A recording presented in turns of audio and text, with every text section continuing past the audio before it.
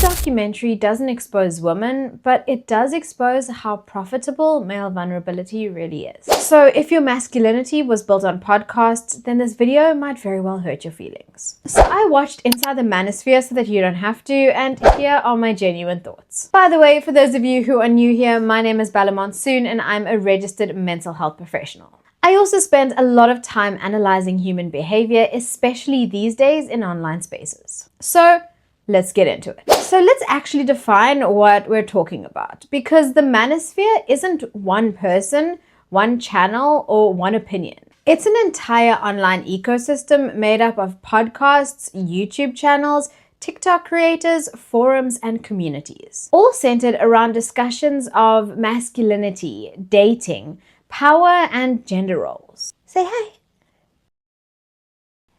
Right, so hopefully you're with me so far.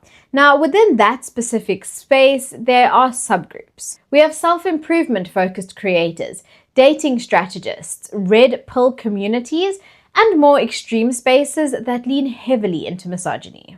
And that distinction matters because not all content in the Manosphere is inherently harmful. But that being said, a large part of it operates on the same underlying framework. And this is where the psychology of things becomes really important, because no man suddenly wakes up one day and decides, I'm going to hate women. That's not how belief systems work. There's usually a build-up. This can look like repeated rejection, feeling overlooked or undervalued, lack of direction or purpose, and social isolation. And all of those experiences, they're real and they're valid, but they also make an individual incredibly vulnerable to influence. And so what Inside the Manosphere does quite well is that it shows how that vulnerability gets captured. Because it never really starts with an extreme, nothing in life does. It starts rather with an improve yourself, get disciplined, be better, which again, as I mentioned, is not the problem. The shift and the issues start happening slowly, almost invisibly. And this is where you see self-improvement that turns into comparison, comparison that turns into resentment, resentment that turns into blame.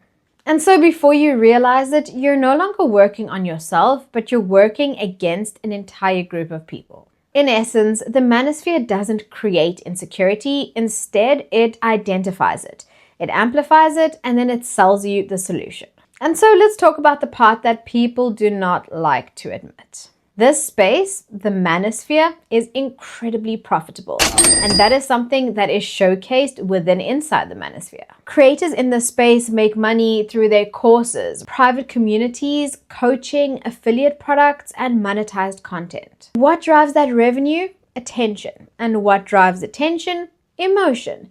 Specifically anger, frustration, and outrage. Because those are the emotions that keep you watching. They keep you engaged. And yes, of course, there are major figures who dominate the space, like Andrew Tate and many others. But this is not about one single individual. It's about a model. A model that understands that if you can convince someone that they are lacking and position yourself as offering the solution, then you don't just gain followers, but you gain customers. I mean, the truth of the matter is you're not being empowered. You're being emotionally manipulated with better branding.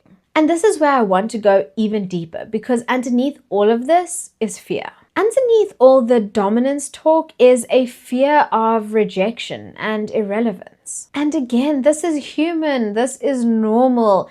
But when these feelings do not get dealt with, they do not get acknowledged, then they often become externalized. So instead of building internal security, the message then becomes control your environment, control women, control outcomes. Because control, which is a very fragile form of confidence, often feels a lot safer than vulnerability. And so ultimately, this kind of environment creates what is known in psychology as a reinforcement loop. Essentially, you hear the same ideas repeatedly from different voices in slightly different formats. And then over time, those ideas stop feeling like opinions and they start feeling like facts. And so what we end up sitting with is vulnerability that has now been redirected into blame. We have fear that has been redirected into control. And ultimately, we have pain that has been turned into profit. And the result is not men who have become stronger, but it's men who have become more reactive. And before you comment, yes, I know what you're probably about to say. But I think the most important part of this entire conversation isn't even the men at the top of these spaces. They are being spoken about more than enough.